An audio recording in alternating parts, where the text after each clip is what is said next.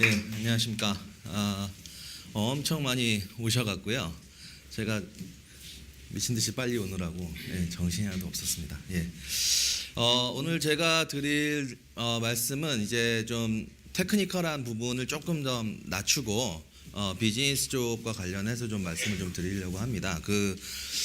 보시면 아시겠지만 뭐 저희가 어제 약간 이제 좀 어떤 블록체인에 대한 어떤 기본적인 베이스에 대해서 좀 교육을 들으신 걸로 제가 알고 있고, 그래서 이게 개념적으로는 좀 어떤 것이다라는 것도 좀 알고 계시고, 그리고 프로그래밍에 대해서도 간단하게 제가 했다고 얘기를 들었습니다. 그래서 오늘은 그 엄청나게 테크니컬한 거를 얘기하고 싶진 않지만 사실은 그 중에서도 일정 부분은 저희가 개념적으로 좀 알고 계시면서 사실 비즈니스에 대한 얘기를 좀 하는 게 좀 맞다고 생각을 합니다. 그래서 오늘 그런 내용들로 좀 소개를 드리도록 하겠습니다. 제가 뭐 오늘 얘기 드릴 것 중에 가장 핵심적인 건 사실 이제 이 DLT라는 얘기로 좀 생각하시면 될 것 같아요.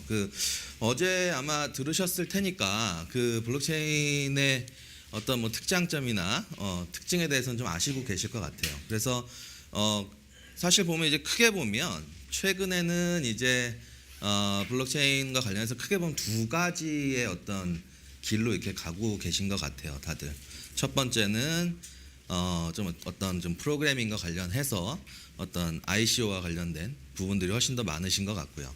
그리고 두 번째는 여기서 얘기하는 DLT에 대한 얘기라고 보시면 될 것 같습니다. 그래서 DLT는 뭔지 아시나요? 그렇죠. 그래서 뭐 실제로 얘기하면 이제 분산 원장인데 뭐 디스트리뷰트 레저입니다. 그래서 저 디스트리뷰트 레저가 왜 중요한지를 좀 잠깐 좀 생각을 해볼 필요가 있을 것 같아요.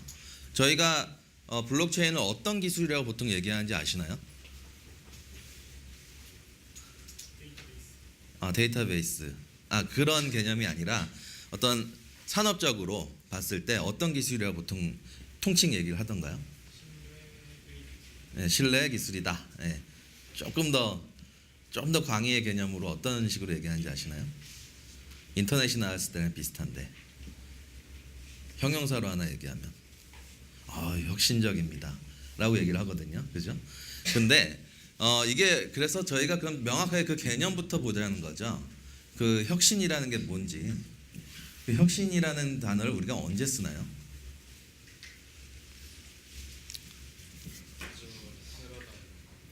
기존의 패러다임을 없애고 패러다임을 새로 만들 때. 자, 그러면 조금 더 비슷한 단어 중에 혁명이라는 단어도 있습니다. 그죠? 혁명이라는 단어랑 혁신의 단어의 차이를 아시나요?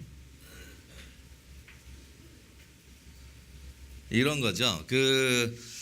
혁명이라는 것이 아까 말씀하신 대로 기존의 패러다임이 완전히 바뀌어서 뉴웨이입니다. 완전히 새로운 방식으로 갔을 때 우리는 굉장히 혁명적이다라고 얘기를 하고, 혁신적이라는 건 기존의 방식들을 조금 더 개선해서 더 효율적으로 뭔가를 할 수 있을 때 우리는 혁신적이라고 얘기를 하죠. 대다수의 우리가 어떤 이 블록체인 기술들을 이제 적용을 할 때 많이 얘기를 하시는 것이 굉장히 혁신적인 기술입니다라고 얘기를 하는데, 뭐 예를 들어서 저희가 이걸 투자적인 개념 자꾸 이런 쪽으로만 접근하지 마시고, 이걸 실제로 이걸 가지고 도대체 무슨 우리가 이득을 가질 수 있느냐라는 걸 생각해 보시면 기존의 방식과는 굉장히 다르다는 걸 좀 아실 수가 있어요. 그 중에 하나가 사실 레저에 대한 얘기일 거예요. 자, 저희가 그 원장이라는 개념을 보시면 원장을 왜 작성하는지 아세요? 우린 비즈니스의 가장 기본이 원장이니까. 원장을 왜 작성할까요? 여기 회계사는 안 계시니까 막 얘기해도 됩니다. 원장 왜 작성하죠? 모든 거래를 기록하는 거예요. 그죠? 처음 시작한 거래부터 해서 지금까지 기록하면서 그 모든 들어갔던 비용과 이윤을 확인하고, 그걸 바탕으로 우리가 이 거래가 어떤 식으로 형성이 돼서 어떤 끝맺음을 맺었다라는 걸 모두 기록하는 게 원장입니다. 그죠? 그렇다 보니까 이 원장의 특징이 뭐냐면 어떤 하나의 문서를 가지고 처음부터 끝까지 쭉 기록을 하고 있어요. 그러면 이 안에서 뭔가 하나가 누군가가 조금 바꿔주고, 우리가 세금이 워낙 많이 나오니까 조금 바꿔주고 조금 줄여서 세금을 덜 낼 수도 있어요. 그죠? 그런데 저희가 이걸 DLT라는 방식이 왜 좋다고 생각할 수 있냐면 사실 그 특징인 것 같아요.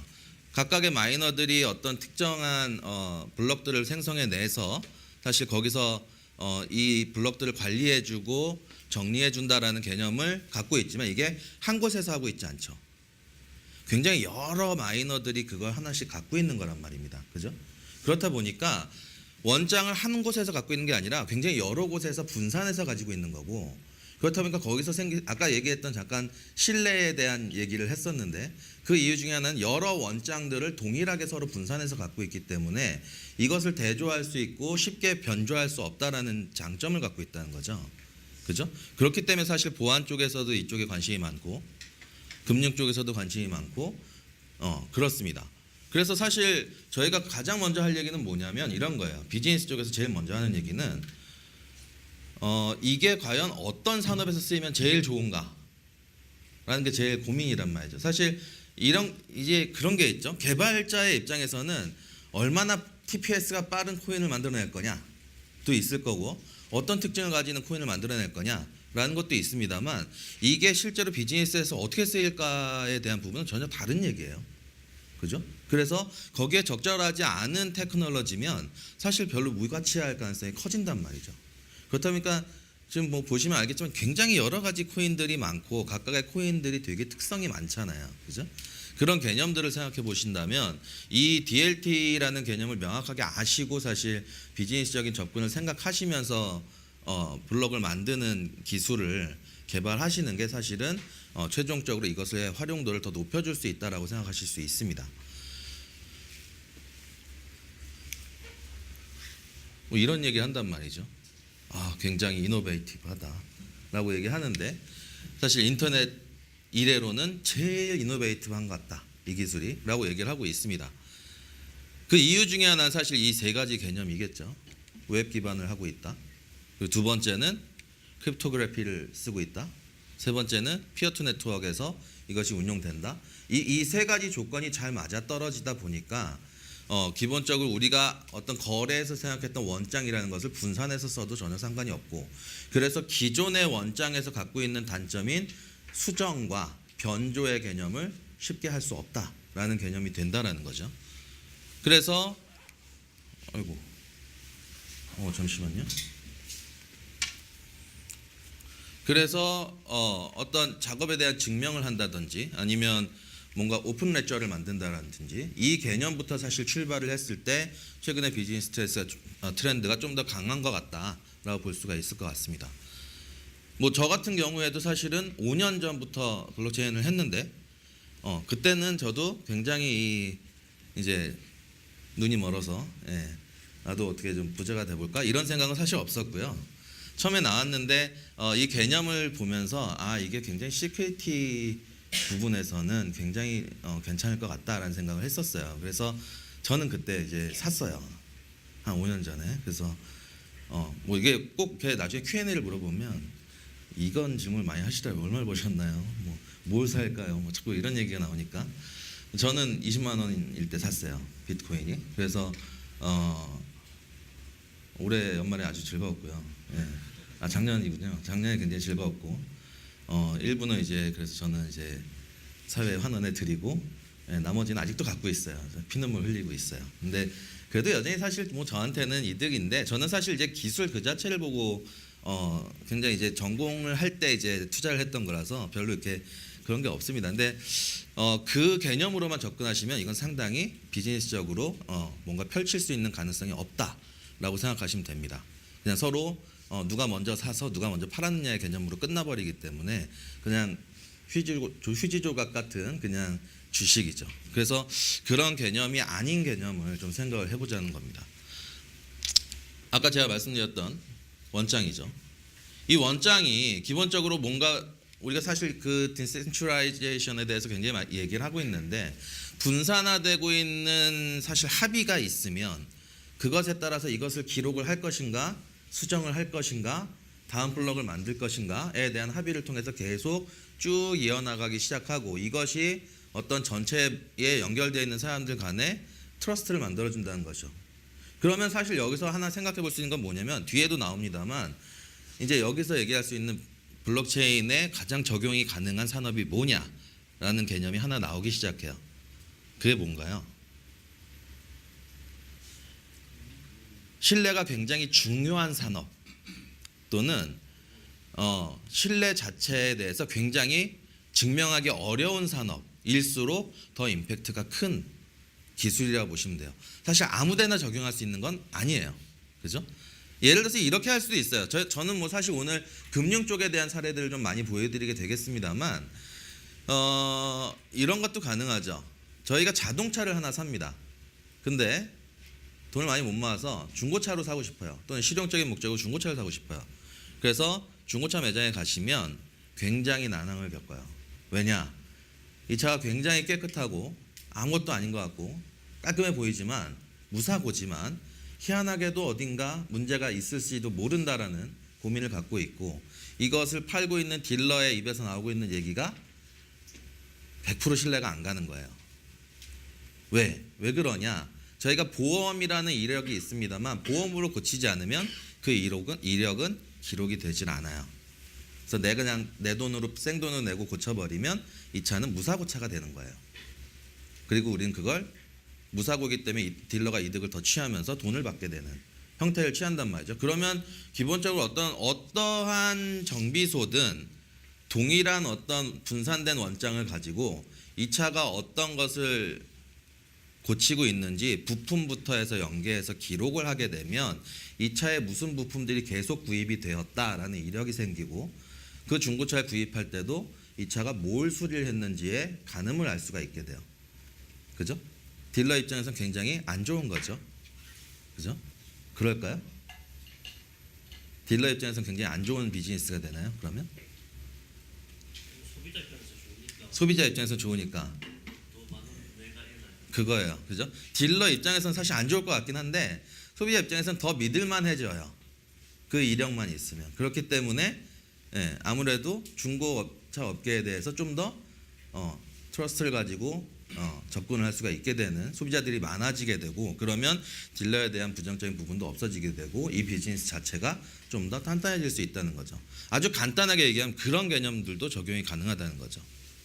그래서 여전히 사실 중고차 업계에서는 이걸 하기 싫어해요. 그죠? 자, 그렇다 보니까 분산 원장 자체의 특징은 사실은 이 네 가지의 특성을 가지고 있는 부분에서 얼마나 적합하냐가 제일 중요한 것 같아요. 말 그대로 분산성이 있느냐. 쉽게 얘기하면 누가 중간에 매개를 안 할 것이냐라는 게 중요하다는 거죠. 그래서 사실 금융 쪽에서는 이걸 하고 싶어 하고 대부분의 국가 입장에서는 이걸 하기 싫어합니다.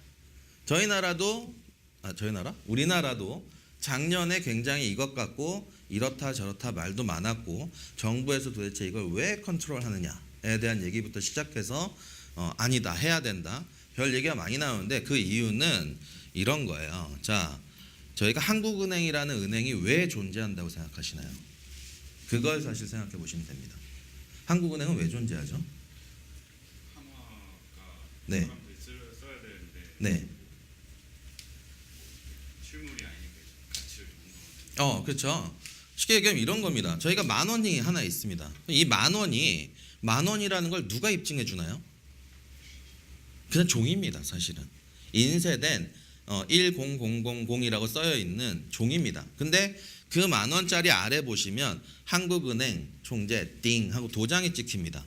그럼 이 종이가 10,000원짜리가 되는 거죠. 쉽게 얘기하면 개인끼리는 10,000원이다 아니다를 모르겠는데 그걸 중간에 누가 매개하면서 한국은행이라는 기관이 10,000원이라고 해주고 있는 거란 말이죠. 그럼 쉽게 얘기하면 그런 어떤 중간에 매개를 자꾸 뒤로 넘어가네. 중간에 어떤 매개 자체를 그냥 중개 없이 개인끼리 할 수 있게 만들어줄 수 있다면 훨씬 더 수수료도 적고 나가는 비용도 적기 때문에 좋을 것이다 라는 것이고 다만 그럼 국가 입장에서는 별로 좋지 않죠. 우리가 돈이 어떻게 흘러가고 있고 이걸 알아야 뭔가 할 텐데 이걸 컨트롤할 수가 없게 된단 말이에요. 그러니까 이거는 컨트롤 해줄 수밖에 없다라고 규정해 버리는 거죠. 그렇게 다만 이게 왜 중요하냐면 금융 쪽에서는요. 어떤 지급의 문제, 결제의 문제에 대한 이 처리 부분에서 상당의 어떤 시간에 대한 소급이 가능하고 비용에 대해서도 굉장히 많이 줄일 수가 있어요. 그죠? 이 개념을 생각해 보신다면 뭐 이미 뭐 많이 알고 있는 그 외국의 어떤 송금을 할 때를 생각해 보시면 될 텐데 저희가 뭐 100원을 송금하나 아니면 뭐 100억을 송금을 하나 사실 그 나가는 돈만큼 송금되는 금액에 대한 어떤 국제적인 중간에 이것을 통용하고 있는 스와이프에 돈을 내야 한단 말이죠. 이 돈이 아주 작은 금액이 아니라 굉장히 큰 금액이고 엄청나게 수수료가 크다 보니 그 수수료를 줄이고 싶은 거예요. 그죠? 그러려면 어떻게 합니까? 스와이프 망을 이용하지 말아야 되는 거예요. 스와이프 자체도 중간에 매개하고 있는 매개체란 말입니다. 내가 B라는 애한테 돈을 보내고 싶은데 은행을 통해서 스와이프를 통해서 저쪽 은행을 통해서 돈을 보내야 되잖아요. 그러니까 수수료가 하나, 둘, 세 개가 나간단 말이죠. 이미. 그냥 내가 그냥 뿅 보내면 안 돼? 라고 생각하고 싶은 거고 그런 개념에서 이 중개를 줄이게 되면 중간에 처리하는 시간이 상당수 줄어들 수 있다는 거죠. 그죠? 뒤에서는 저희가 최근에 했던 작업을 통해서 그걸 좀 보여드릴게요. 두 번째는 굉장히 이것이 투명할 수 있다라는 얘기입니다. 그죠? 저희가 그 어제 첫 시간에 어떤 이것의 기본적인 내용을 보셨으니까 이것이 왜 투명한지는 아실 것 같아요. 이미 학습하셨을까? 그죠? 왜 투명하죠? 우리가 좀 약간 테크니컬한 분들이 많이 모여 계시니까 한번 얘기를 해보시죠. 이것은 왜 투명한 기술이 될 수 있나요? 모든 기록에 공개적으로 접근이 가능하대요. 어떻게 접근이 가능한 건가요?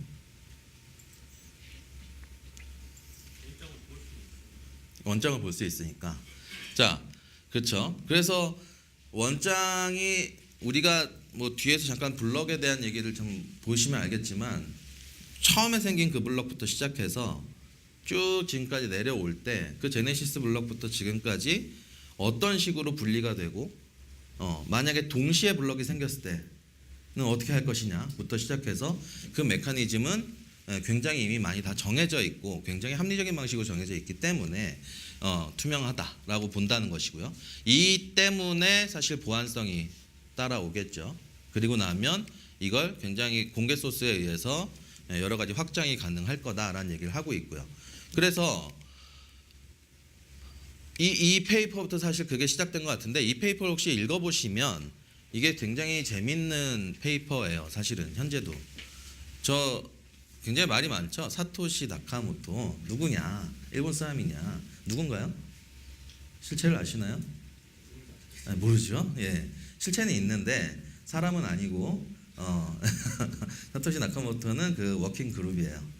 그래서 MIT의 교수님 3분 그리고 개발자 4분 해가지고 7분이 하고 있는 워킹 그룹이고 여전히 굴러가고 있는 그룹 중에 하나예요. 그래서 이 그룹은 현재 우리가 흔히 얘기하는 고래가 된 그룹 중에 하나죠. 만들어낸 그룹이다 보니까. 근데 그게 중요한 게 아니라 이 페이퍼를 보시면 안에 제일 중요한 건 그 얘기예요. 굉장히 민주적 절차를 따라야 한다라는 것을 강조하고 있고 그래서 민주적 절차지만 중앙에서 통제하지 않는 약간 사회주의적 개념이 살짝 섞여 있는 개념인 것 같아요. 그죠? 그래서 이걸 바탕으로 굉장히 여러 페이퍼들이 나오고 처음 시작될 때부터 해서 그래서 2016년에 여전히 24시간 동안 돌아가면서 이 당시에 가격이 한 383달러 정도 했던 것 같아요. 비트코인이. 그랬다가 재작년 12월부터 작년 1월까지가 거의 한 얼마까지 갔나요? 2,400에서 2,800 정도 갔던 것 같고 그죠? 그랬다가 이제 2만 원? 실제로 뭐 그렇지만 우리나라에서는요. 그죠? 2,800까지 갔죠. 2,900까지 갔습니다. 실제로는. 그래서 그 전에 이제 탈출을 열심히 많이 했죠, 다들. 그래서 지금은 이제 오늘자로 한 400 정도 언저리에 있습니다. 그죠? 이 가격대로 다시 이제 돌아가고 있는 상태인 것 같아요. 그죠? 뭐 이거보단 뭐 더 비싸네요. 그죠? 그래서 이것부터 시작을 했는데 이게 현재도 보시면 알겠죠. 엄청나게 커졌고 사실 그 이유는 이런 메커니즘 때문인 것 같아요. 이 기본적인 거래가 하나 일어나게 되면 그걸 컨트롤해주는 마이너들이 존재하고 이 마이너들이 블럭을 생성해주고 그죠? 이 블럭들을 조합해서 증명해주고 마이너가 다시 확인해서 거래를 정리해주고 또 다시 마이너한테 넘어가고 이런 식으로 계속 넘어가게 되는데 이 사이에서 어떤 일이 있냐면 어쨌든 민주적인 합의에 의해서 제일 먼저 블럭을 만든 사람이 블럭을 관리하는 개념을 만드세요라고 합니다. 그러면 여기서 뭘 하나요? 블럭을 문제를 열심히 푸는 거죠. 수학 문제를. 그래서 수학 문제를 열심히 풀어서 내가 먼저 풀었어요라고 네트워크에다 뿌립니다. 그러면 네트워크에 있는 사람들 중에 그럼 네가 해라고 선택을 시켜주고 그럼 그 사람이 해당 블럭을 관리할 수 있게 되죠. 그러면서 뭘 합니까? 수학 문제를 열심히 풀었으니까 보상을 해주겠다. 그래서 코인을 주는 거죠. 그죠? 그래서 이 코인을 그렇다 보니까 뭐 작년이었나요? 코인 이거 문제를 풀어서 어쨌든 코인을 최대한 많이 획득하시려고 우리 농가 문제를 굉장히 해결을 많이 했었죠. 작년 정도에 그죠? 우리나라에서도 굉장히 그 채굴을 엄청나게 하셨는데 이 마이너들이 채굴을 어디서 했는지 아세요 주로? 농촌에 폐가들 있죠. 거기서 하셨어요. 그래서 농촌의 폐가에다가 서버를 왕창 넣으시고 거기서 서버를 운영하셨는데 그 이유가 뭔지 아세요?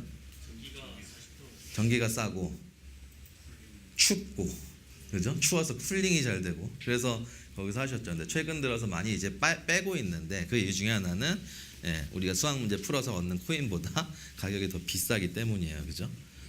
그렇게 접근하다 보니까 이 비즈니스가 자꾸 이제 쪼그라들고 있는 상태인 것 같아요. 근데 실제로 이 프로세스를 따라서 최근에 하고 있는 것들은 굉장히 많은 것 같아요.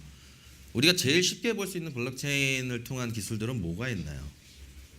요즘 뭔가 웹에서 이렇게 돌아다니면서 하시는 부분 중에서 쇼핑을 하시든 웹에서 어떤 활동을 하시든 간에 블록체인으로 뭔가 했던 기술을 경험한 적이 있으세요? 어떤 게 있으세요? 응? 어떤 거요? 스팀. 그러면 그럼 물어보죠. 한국에서는 블록체인 기술을 이용해서 하고 있는 게 없나요? 인지하지 못한다. 있습니다. 그죠? 어떤 게 있을까요? 우리가 저번 시간에 그 대충 개념을 들으셨으니 이런 게 그 기술이겠는데? 라고 생각하실 수 있을 것 같은데 어떤 게 있을까요? 축산. 축산. 축산 쪽도 그렇고요. 좀 더 우리가 훨씬 더 쉽게 쓰고 있는 것들이 있어요. 어떤 게 있을까요? 그래서 간편 인증하시는 거 있죠? 결제 간편 인증. 그게 블록체인이라고 보시면 돼요. 그래서 그걸 제일 먼저 한 거는 사실 국민은행이죠. 국민은행에서 이미 다 시작을 하고 있고 다른 쪽에서 다 하고 있고 삼성카드에서도 하고 있습니다. 여러분들 쓰시는 삼성페이도 사실 다 블록체인 기반으로 움직이고 있고요. 지금 그죠? 자 그렇다 보니까 이게 굉장히 효용이 많다라는 걸 알았는데 그 이유 중에 하나는 이 구조 때문인 것 같아요. 그죠? 도대체 이걸 갖고 뭘 쓰길래 그게 가능하죠? 이 하나의 블록 안에서 뭐 거래에 대한 우리가 해시를 넣을 거고 해시태그를 넣을 거고 이 블록이 어떤 블록이다라는 것도 표기를 해줄 거예요.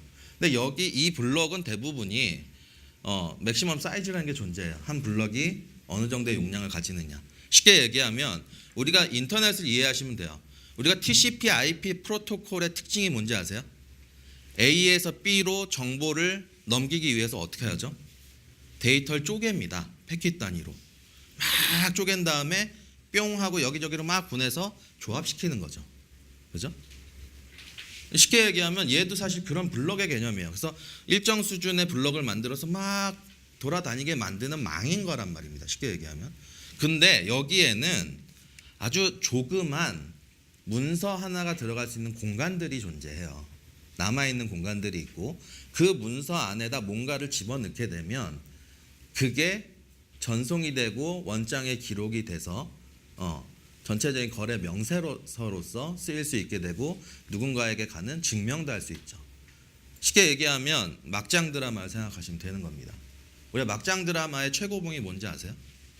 막장 드라마 많이 보세요? 김치로 때리고 쌍싸대기 때리고 뭐 이런 거 하죠. 근데 그거보다 이제 막장 드라마의 최고의 주제.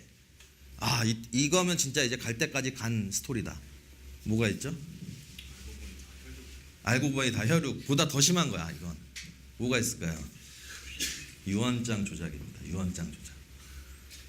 그렇죠? 그래서 회사를 나한테 오게 만드는 거기까지 이제 최종 막장의 끝인데, 그래서 실제 사례가 뭐가 있냐면 유언장을 블럭에 넣는 분이 계세요.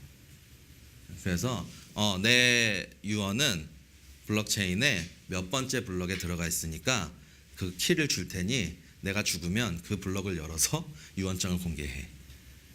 이 유언장은 이 네트워크에 있는 모든 사람이 공증해주는 원장 속에 있는 유언장이기 때문에 고쳐도 소용없어가 돼버리는 거죠. 쉽게 얘기하면. 그죠? 그 정도의 신뢰 파워를 줄 수 있다라면 나름 써먹기가 굉장히 좋은 거란 말이죠. 그렇다 보니까 이 빈 공간들을 활용하면 여기서 뭔가 트랜잭션들을 굉장히 많이 잘 증명할 수 있겠다라는 것들이 나오기 시작을 한 거라고 보시면 됩니다. 그래서 결국 이것이 운용되는 거 비트코인 기준으로 설명하면 각각의 블록들은 사실 한 10분 단위로 생성이 되고 있고, 그렇다 보니까 마이너들이 작업 증명을 해서 뭐 코인을 얻는 것도 있지만 이 사람들이 코인을 얻기 위해서 더 열심히 일을 하고 있다는 거죠. 그래서 굉장히 많은 블럭이 만들어지고 있고 이제 거의 바닥에 가고 있는 지경이에요. 그 중에서 뭐 이더리움 같은 거 생각해 보시면 이더리움은 이제 곧 이제 진짜 막장에 와 있죠. 그래서 더 이상 그게 없습니다. 그래서 이제 하드포크가 다가오고 있는 시점에 있고, 그렇다 보니까 이 개념의 트랜잭션이라는 것은 사실 기존에 썼던 트랜잭션이랑은 전혀 다른 트랜잭션이 될 수밖에 없다라는 거고, 흔히 비유하면 전기차에 비유하시면 되는 거예요.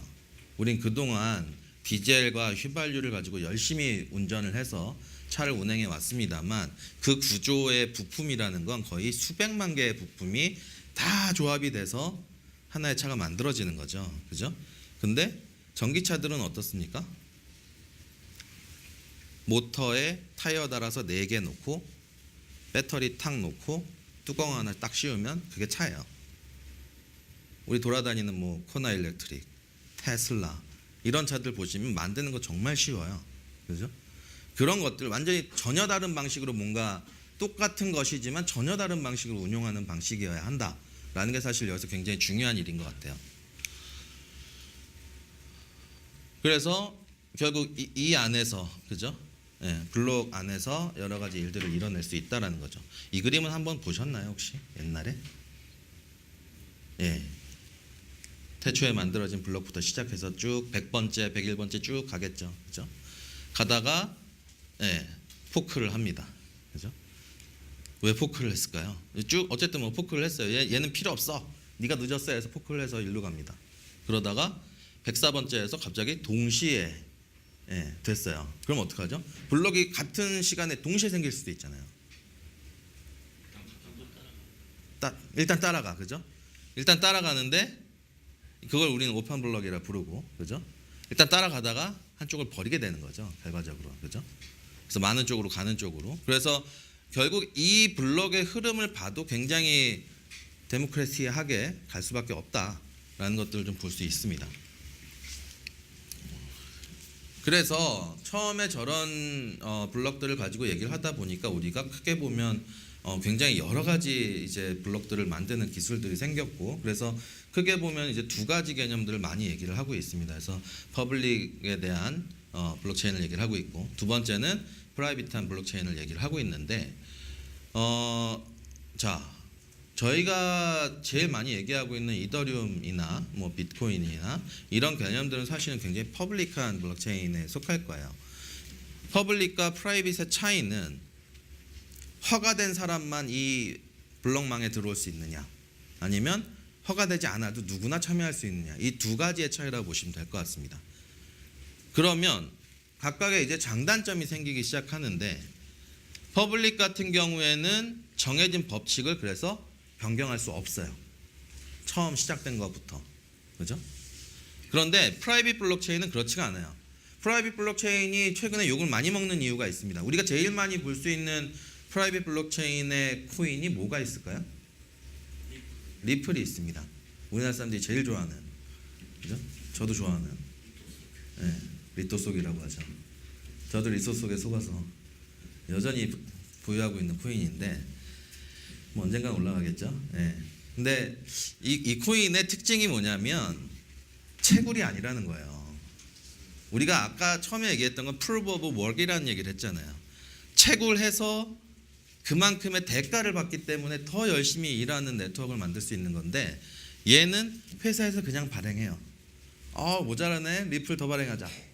그죠? 그래서 리플은 비싸질 수가 없는 거예요. 암만 비싸봤자 4,000원, 5,000원 그 이상 갈 수 없어요. 왜냐? 수수료가 하나 쓰는데 4,000원, 5,000원인 거예요. 카드 하나 사면 또는 송금을 하게 되면 그러면 더 비싸지면 기존의 망과 전혀 다를 게 없잖아요.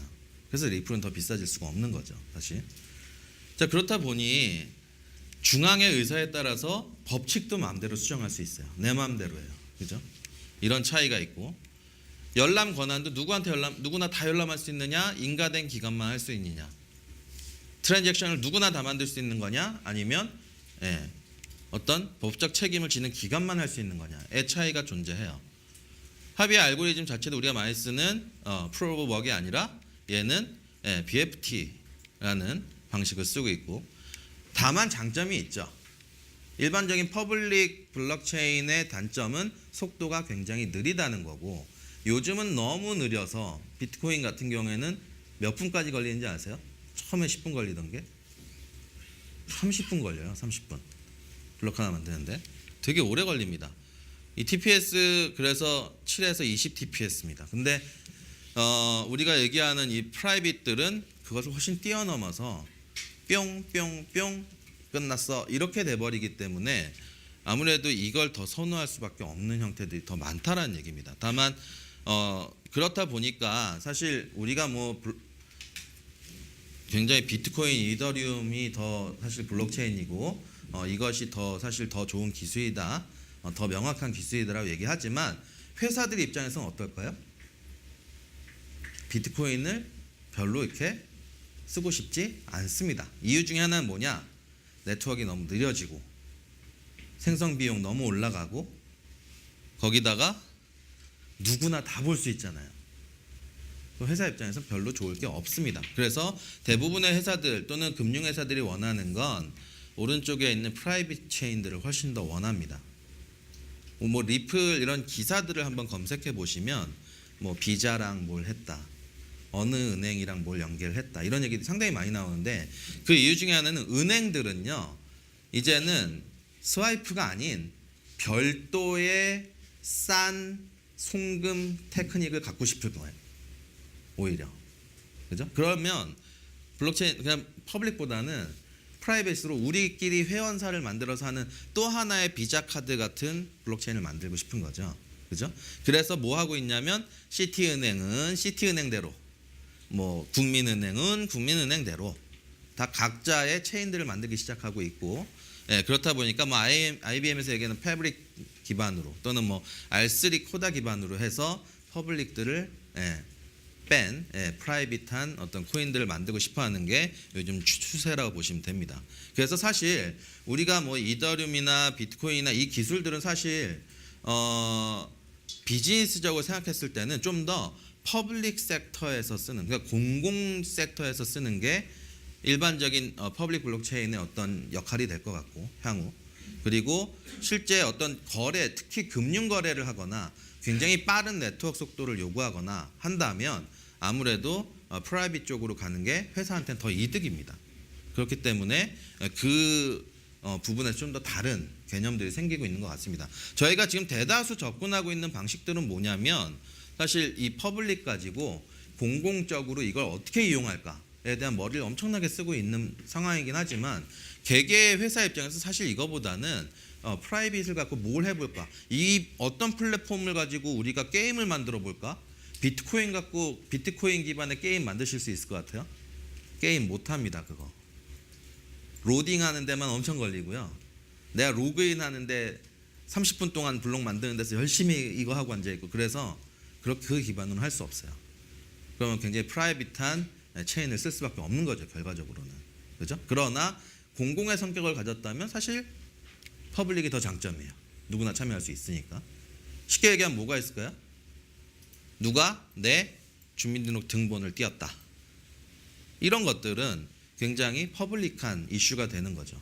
근데 어떤 개별적인 어떤 돈의 거래, 그것도 굉장히 빠른 돈의 거래가 필요하다라면 퍼블릭보다는 프라이빗한 부분이 훨씬 더 중요할 수 있겠다라는 것을 좀 생각해 볼 수 있어요. 프라이빗은 보안적인 왜냐하면 네.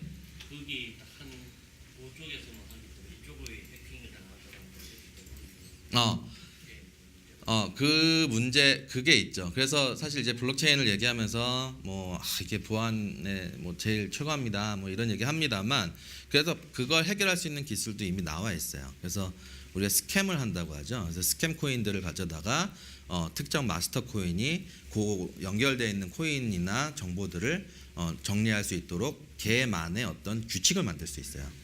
그래서 이 마스터 코인을 해킹하지 않는 한은 이 안에 딸려 있는 코인들은 들어와도 여전히 수정하기 어렵습니다. 예. 네.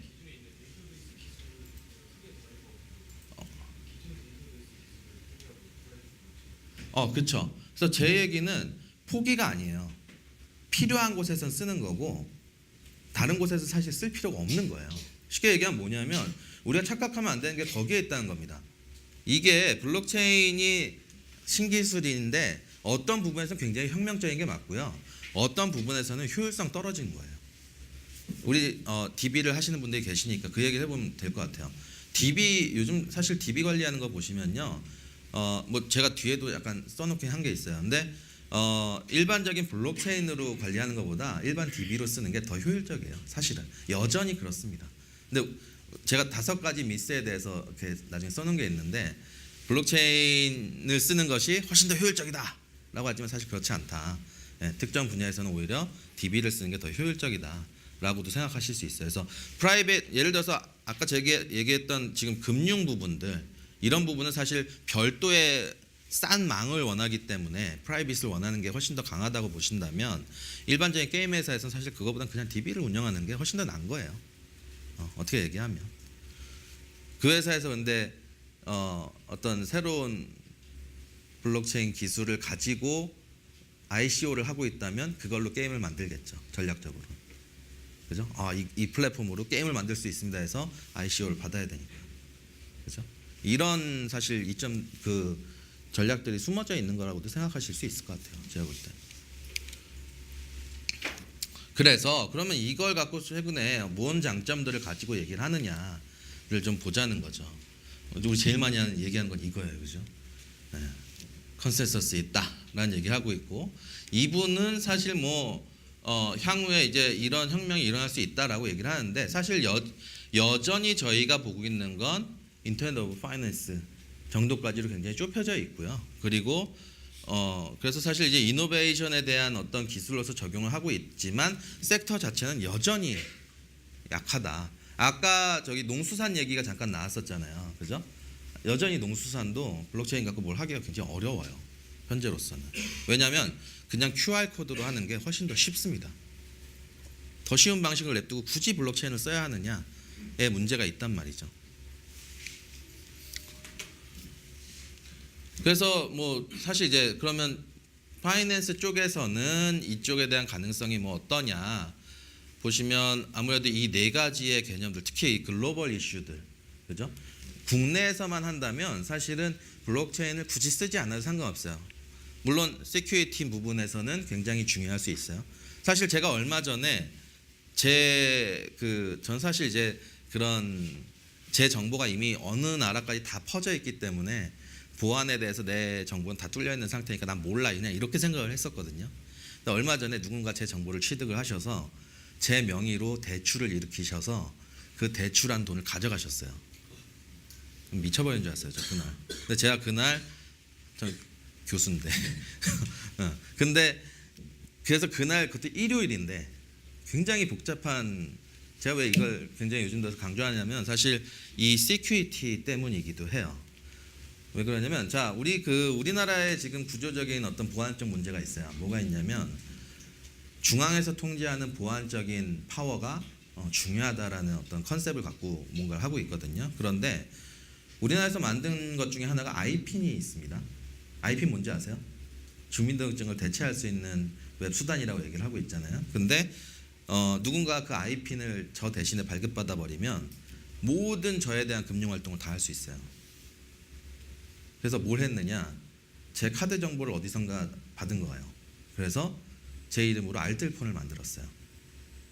제 이름으로 알뜰폰을 만들면 뭘 할 수 있나요? 아이핀을 그 번호로 발급받을 수 있습니다. 그럼 이 아이핀으로 뭘 할 수 있을까요? 제가 가입한 모든 웹사이트에 가서 비밀번호 몰라도 아이핀으로 접속이 가능합니다. 그럼 비밀번호를 바꿔버리고 알뜰폰으로 전화번호를 바꿔버리면 돼요. 그러면 대출이 일어나도 저한테 연락이 오질 않습니다. 그죠? 그것도 모자라서 걔가 뭘 했느냐? 갑자기 내가 이 얘기를 왜 하지? 걔가 뭘 했느냐?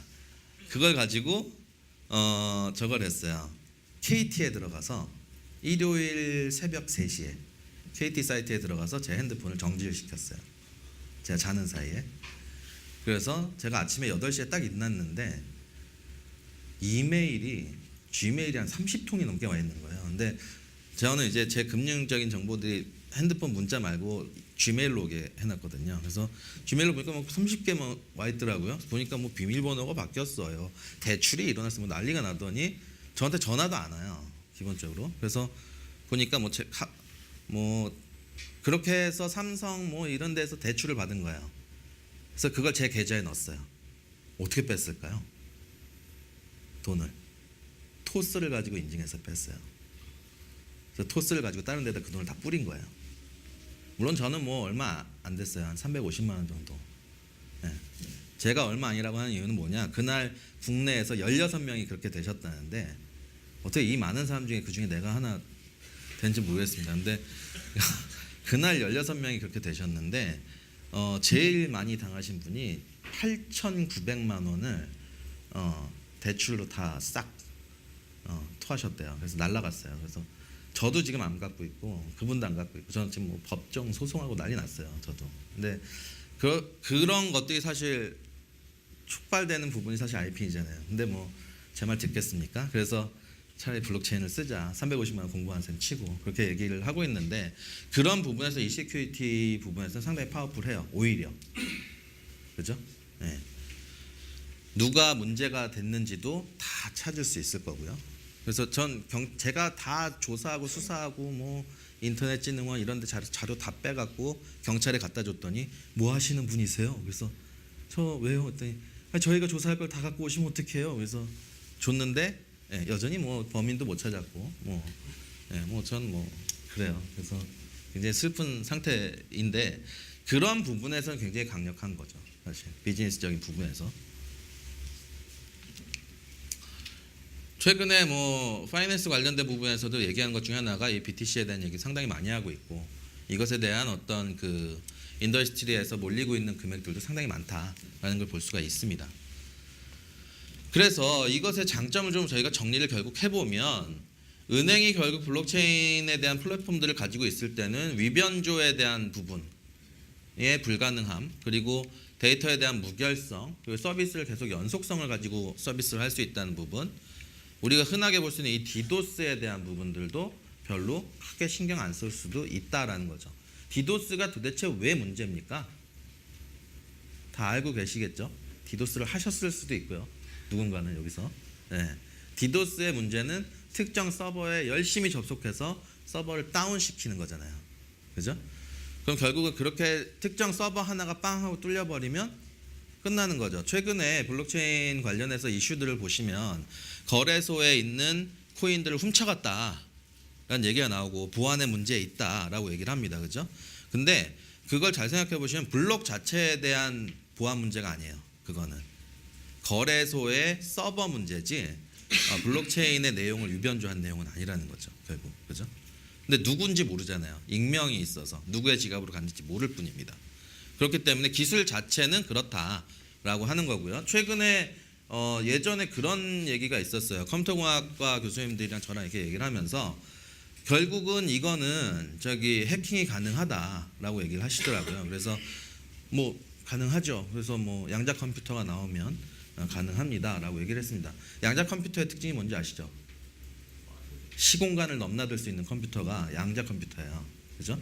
우리 그 마블 보셨나요? 앤트맨?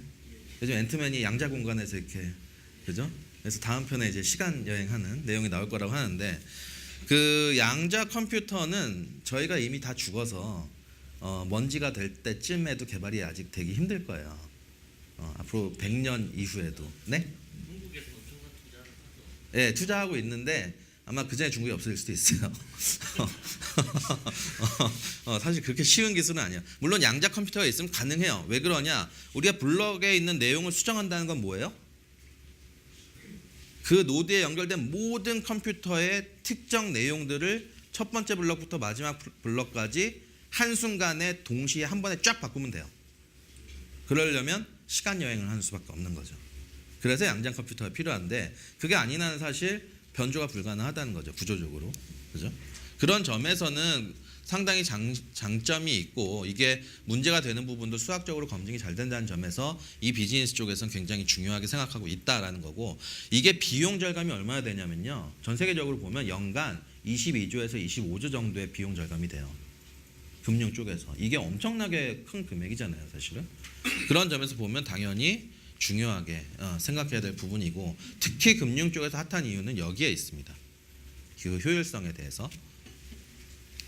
그래서 뭐 아까 제가 얘기했던 그 5가지 중에 하나예요. 잘못 알고 있는 오해와 진실에 대한 부분이죠.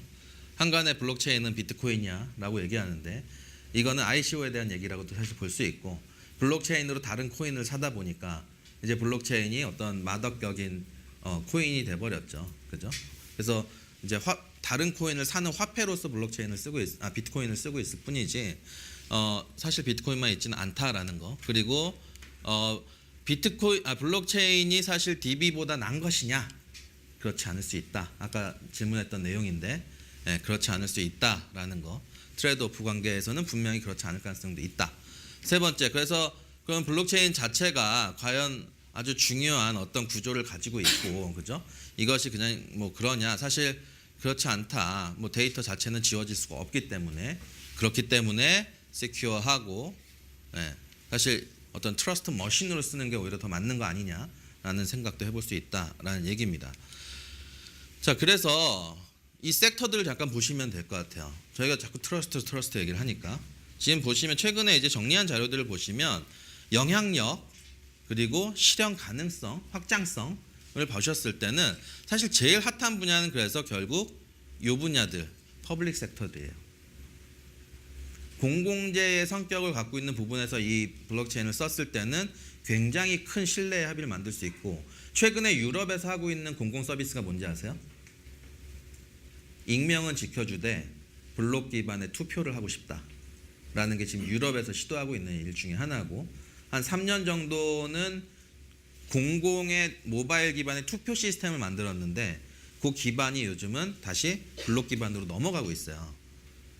유럽은 약간 꼭 데모크래시만이 아니라 약간 소셜리즘도 있잖아요. 그렇다 보니까 모두 다 이제 엮일 수 있느냐라는 게 중요하고, 누군지 몰라야 한다라는 부분을 했을 때 이 플랫폼을 가면 좋겠다라는 것도 있어요. 또는 요즘 많이 나오는 그런 문제들도 있어요. 학력 위조. 굉장히 슬픈 얘기지만, 학력 위조는 사실 뭐 졸업장 갖다 하면 어떻게 할 겁니까, 그죠? 저희 학교에서도 저희들이 이제 하고 있는 것 중에 하나 뭐냐면, 저희 학교는 졸업장을 다 블록에 넣었어요. 그래서 얘가 진짜 졸업자인지 아닌지를 검증할 수 있게 모든 졸업자에 대한 정보는 다 블록에 들어가 있어요, 이미. 저희 학교는 또 제가 순천한 데에 있잖아요. 저희 학교의 특징은 의료법인이죠, 그죠? 의료에도 사실 의료도 약간은 어떤 개인 병원은 약간 개인적인 거래라고 하겠지만 공공재의 성격도 있어요, 그죠? 의료 쪽에서도 사실 그 수술 기록, 환자 기록, 차트 기록, 이런 부분들에 대한 거 다 블록에 올릴 수 있어요, 그죠? 그렇게 되면 좀 더 투명해질 수 있죠.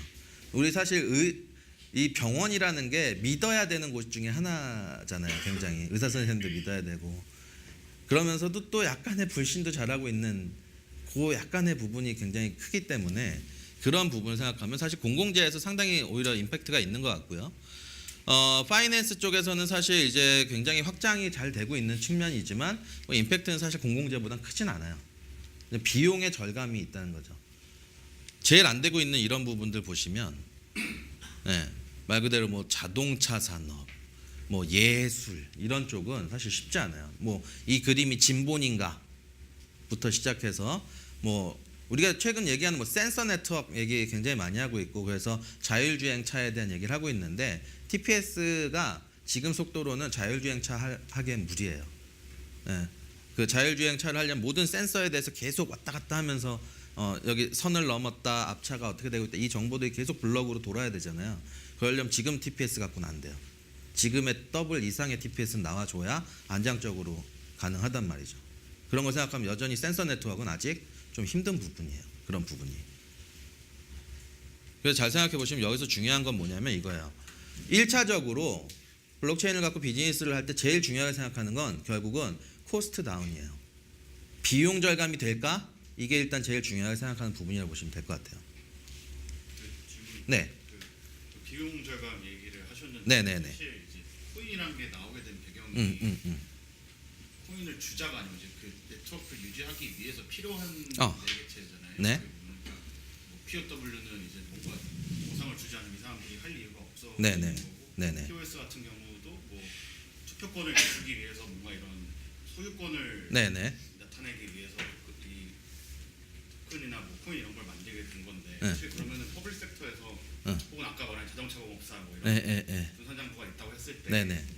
어쨌든 공공성을 띠게 되는데 네. 그러면은 뭐 공업사 하나하나가 자기가 예를 들어서 뭐 POS다 그러면은 토큰을 소유를 하고 있어야 되잖아요. 네. 토큰을 소유를 하려면은 뭐 예를 들어서 어쨌든 지금 현재 상황으로는 뭔가 내가 현금을 가지고 네. 뭔가 재화를 가지고 네네네. 바꿔야 되는 상황인데 네네. 전체적으로 봤을 때 비용 절감은 될 수 있는데 각각의 한 명 한 명이 한 명 한 명 그 뭔가 노드를 유지한다거나 투표권을 가지고 있는 네네네. 사람들은 그 돈을 이제 네네. 뭐랄까 이제 부담하고 싶지 않을 수 네. 있잖아요. 비용을. 예. 네, 그런 경우에서 사실 그러니까 되게 뭔가 인식이 바뀌면은 금방 될 문제이긴 한데 그러니까 그렇죠. 원래 같으면은 다른 큰 회사나 공공재가 이제 서비스 하는 게 있고 네네네. 내는 뭐 월 사용료 얼마에서 뭐 유지비 나가고 뭐 이런 개념인데 사실은 어떻게 보면 이렇게 퍼블릭 섹터로 가게 되면 그렇죠. 쓰는 한 명 한 명이 다 내가 네네네. 어떤 그거를 이제 지불하게 되는 거잖아요. 그러니까 약간 병원이나 이런 데가 되면 어쨌든 누군가는 그걸 처음에 내 네네네. POS라 치면 소유권을 주장을 해야 네네네. 되는데 그런 게 사실 좀 그래서 지금 그거를 관점을 좀 다르게 생각해 보시면 그래서 결국 토큰을 소유해야 되느냐의 문제를 생각해 볼 때 그러면 지금 제일 중요한 거는 이거잖아요. 중앙화되지 않아야 되느냐. 토큰이 중앙화되지 않으면 되는 거예요. 제가 볼 때는 토큰이 중앙화되지 않는 거지 서비스 자체를 중앙화시키지 않을 필요는 없잖아요. 소유권만 네, 그렇죠? 그러면 예를 들어서 우리 병원에서 통용되는 이 토큰 네트워크가 있으면 그걸 꼭 병원에서 쓰는 사람들이 다 소유할 필요는 없잖아요.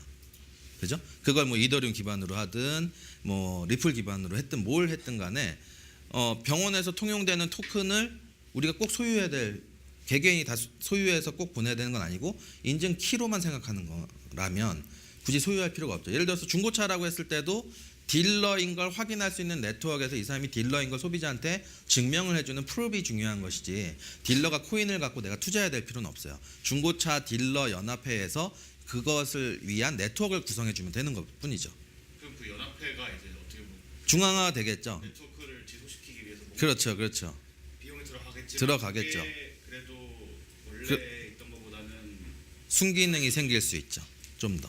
그렇게 생각해야 될 것 같아요. 그러니까 저희가 자꾸 이제 그 네트워크 자체에서 들어가는 비용과 소유권에 대한 문제 이것만 생각할 게 아니라 비즈니스잖아요. 비즈니스에서 이 블록체인 기술을 응용했을 때 기존 서비스보다 나으려면 결국 회사는요.